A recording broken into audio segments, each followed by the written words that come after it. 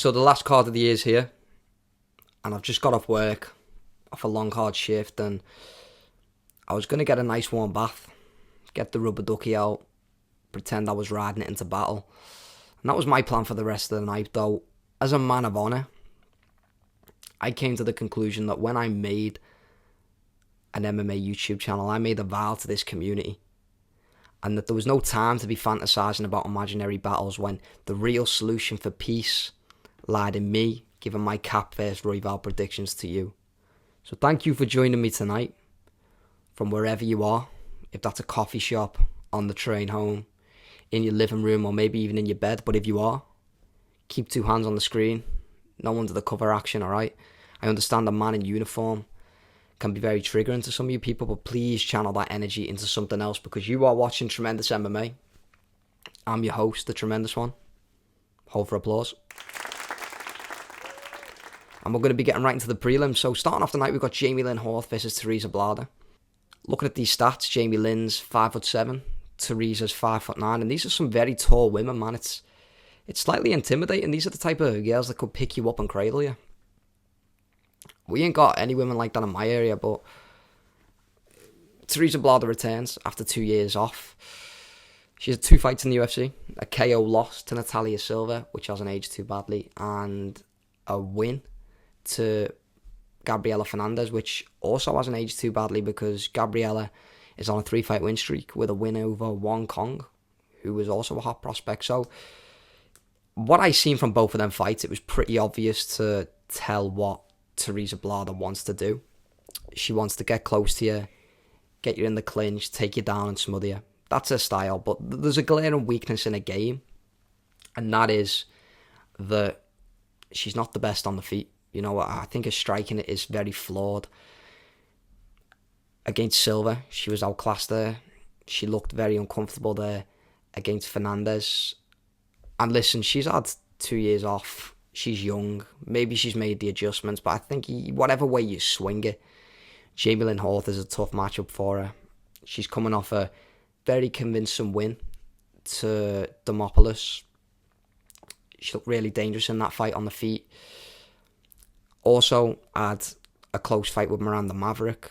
That fight was supposed to be a walk in the park for Maverick.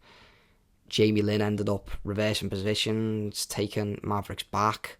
So I think everything Teresa wants to implement, Jamie's going to have an answer for.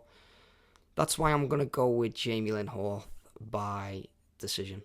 And moving on, we've got Alan Fry versus Pat Gula-Hamero.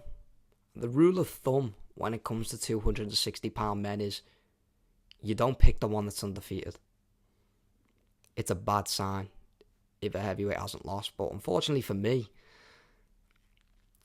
both of these guys are undefeated. So I've spent my week doing fight tape on Alan Fry Jr. versus Pat Gula-Hamero instead of searching for the future mother of my children. But that's what professionals do at the end of the day.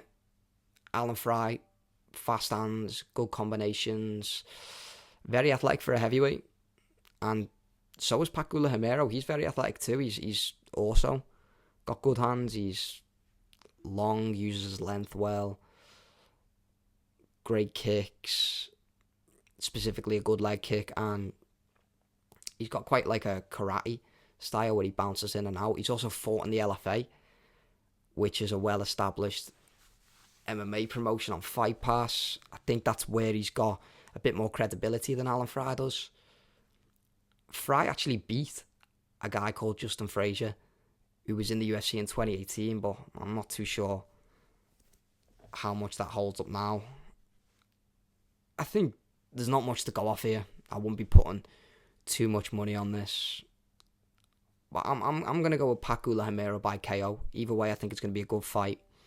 You know, they're both primary boxers, and they're going to use that to win. So I think we're going to get a scrap here. But yeah, I'm going Pat Gula-Hamero by KO. And into the next one, we got Melissa Croden versus Luana Santos. I'm just going to cut straight to the point. They're both coming off a win to Tanira Lisbow. I think Luana Santos did it more impressively, struggled less. I believe she's polished defensively in terms of the striking, and she's going to be able to get this fight to the ground. ride out a decision, possibly a submission, but I'm going to go Luana Santos by decision. And back to the heavyweights, can't seem to get away from them at the moment, but Sean Sharif versus Steve Asplund.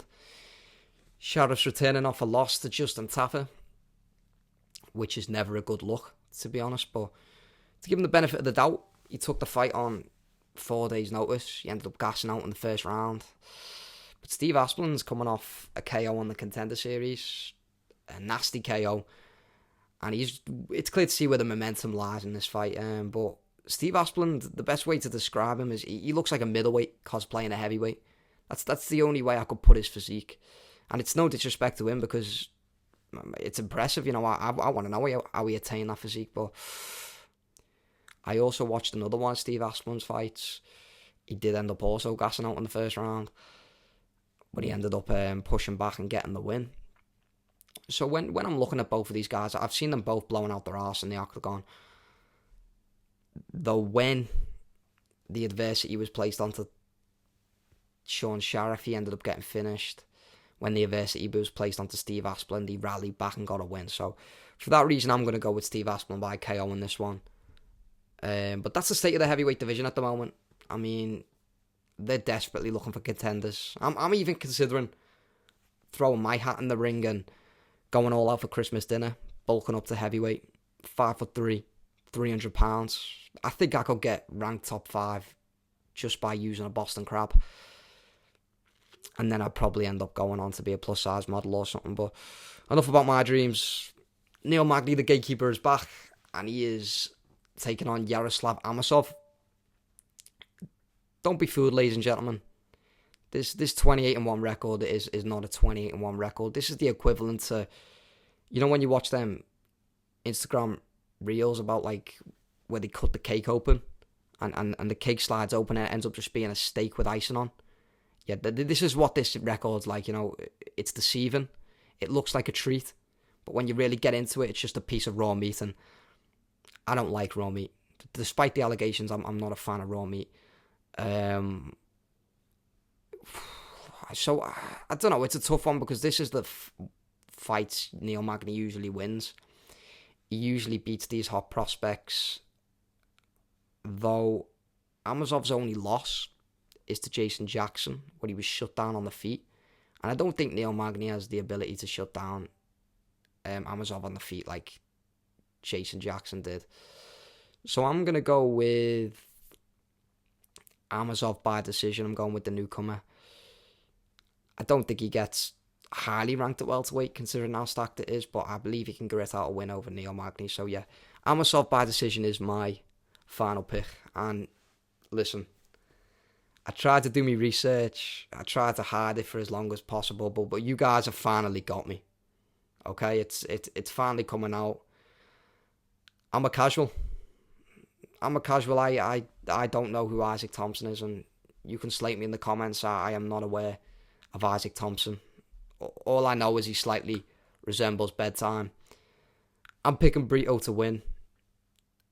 He might be coming off 2 losses, but to Pat Sabatini, to William Gomez, which was a split decision. I mean, he's also got wins over like Diego Lopez. He's knocked out Andre Feely. He's got a lot of UFC proven wins. So yeah, I'm going Joanderson Brito by KO. If Isaac Thompson pulls it off, I do apologise. I'm not familiar with your game, and I will be making an apology video. But yeah, go on. Joanderson Brito by knockout is my final prediction. And Gillian Robertson versus Amanda Lemos. I've been excited for this one. I'll be honest. I think Amanda's coming off a loss to Tatiana Suarez. I believe she's just going to see red in this fight. And I don't mean she's going to lash out. I mean, Gillian Robertson's going to take her down and shove a big red barnet in Amanda Lemos' face. And that's all she's going to be seeing for the rest of the fight. Because we are rocking with the home girl, Gillian Robertson, to get this done. Amanda Lemos is declining. I think the blueprint is out there to beat her. Yes, she has a win over Mackenzie Dern, which is quite interesting. But, you know, the game plan's there. And I think we're going to see it executed well by Gillian Robertson on Saturday night. And I really hope this is where the title run for Gillian Robertson starts right now. Because can you imagine Like, remember when Charles Oliveira won the belt? And we had, like, a whole team of guys who were dyeing their hair bleach blonde. Imagine we get a whole team of Gillian Robertsons, like, just a whole team of people walking around with red, luscious locks. That's a movement I can get behind.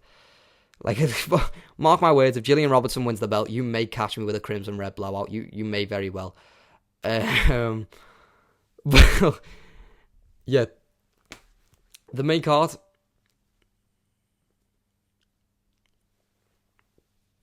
So we're going with Gillian Robertson by decision. But into the main card. Take a moment, please, ladies and gentlemen.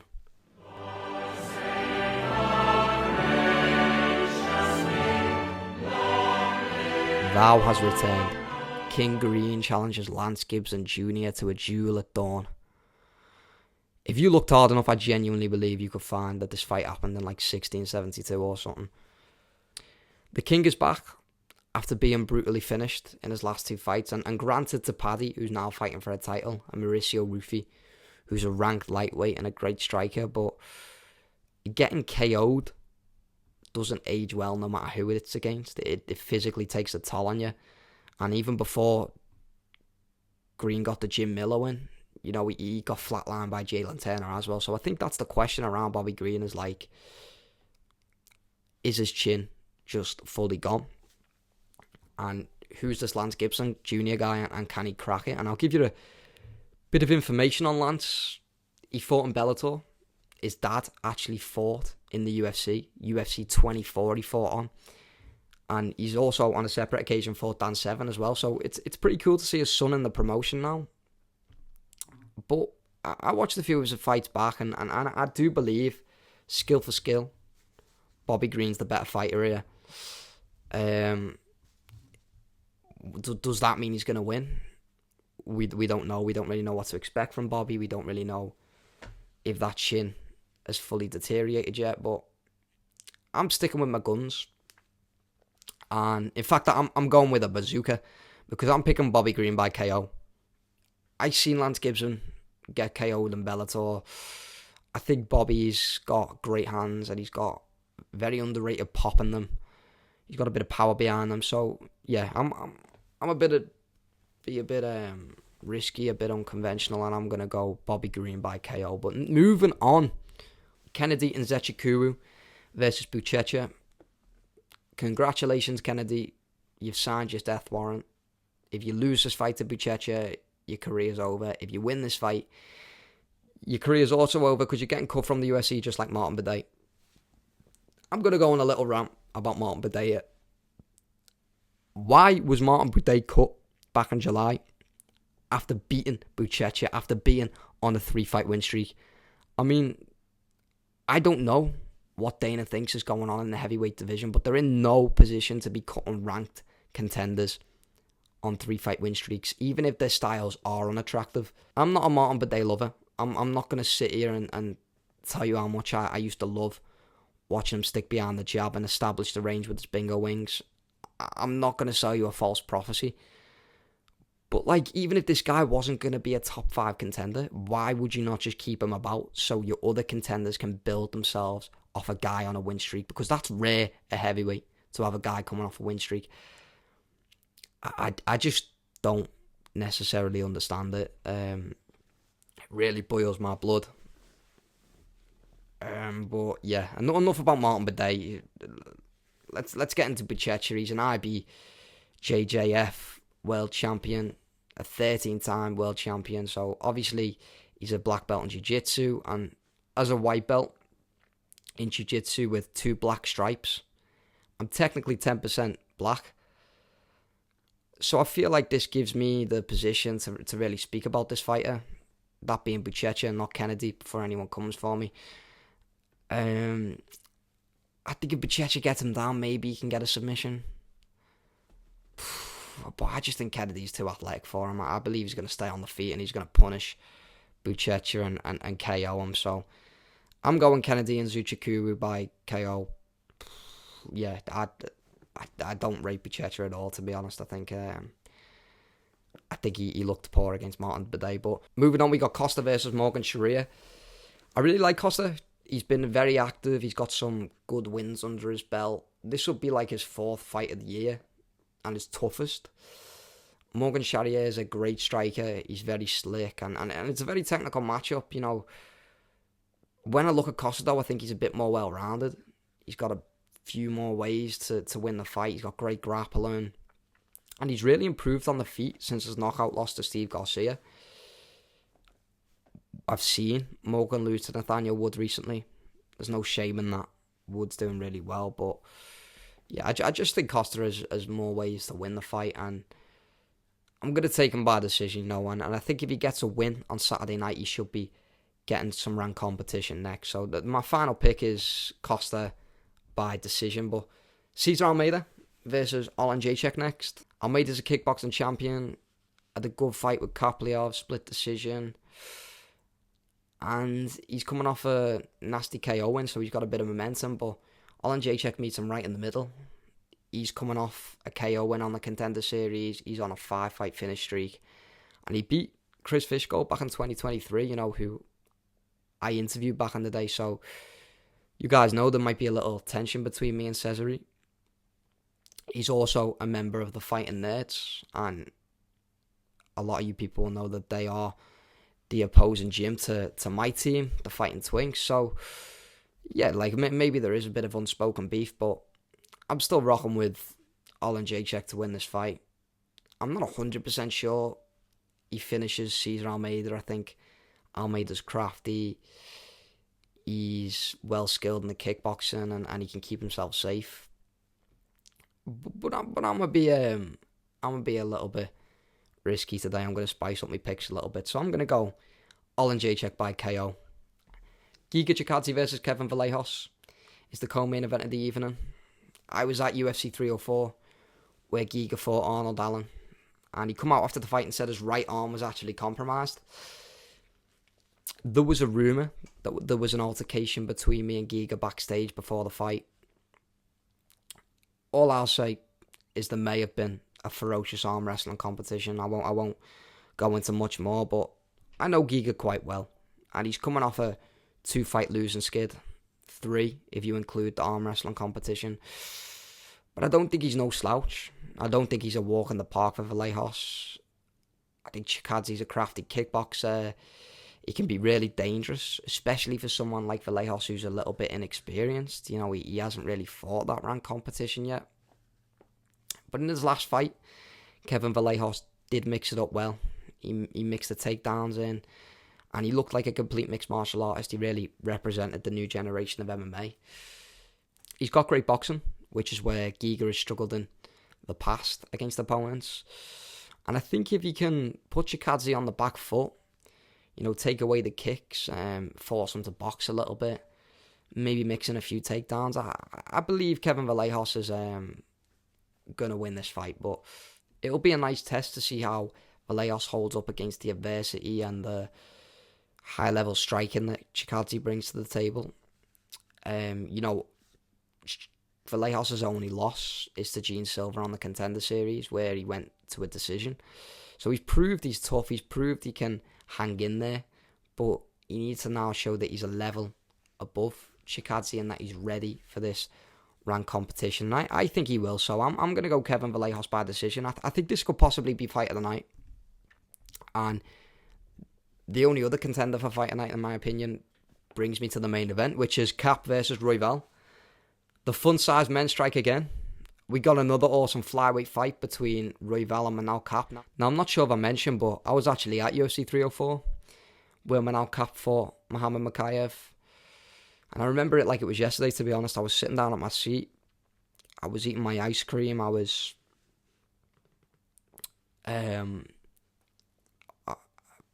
innocently watching my first UFC live event. And like the moon glaring down on me, I looked up and Manel Kape's bare bottom was on the Jumbotron. I dropped my ice cream and I just ran, to be honest. And it really did get to me. And to be honest, that's all I can think about when I look at Manel Kape. But as a professional, I'm going to put that trauma aside and I'm going to predict this fight. So I want Brandon Royval to win. I love him as a character, his fighting style. He's a dog. He's entertaining. He's been in some really good scraps. I'm not a massive fan of Manel Kape. You know, I think he misses weight a lot. He's pulled out of fights and been rewarded with the exact same fights afterwards. But he's polarising, and I think the flyweight division needs that at the moment. He is also a high-level striker. He's really entertaining to watch as well. This is really great matchmaking.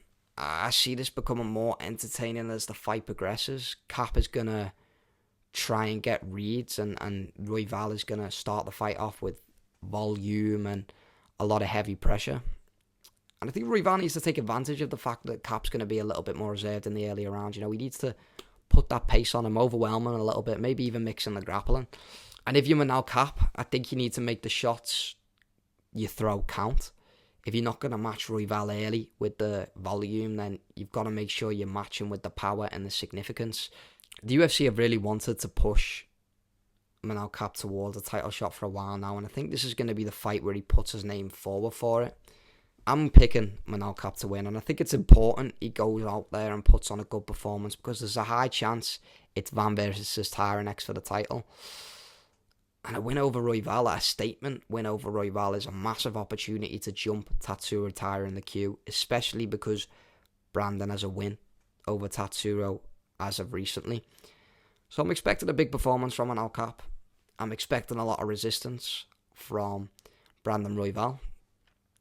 He's still top of the division. He's still a high-level fighter, and that's why I think this has potential to be fight of the night also. But overall, I'm going Manel Kape by decision. So they're my picks for the UFC Fight Night this Saturday. Let me know if you like me breaking down the whole card, if you like the longer format video.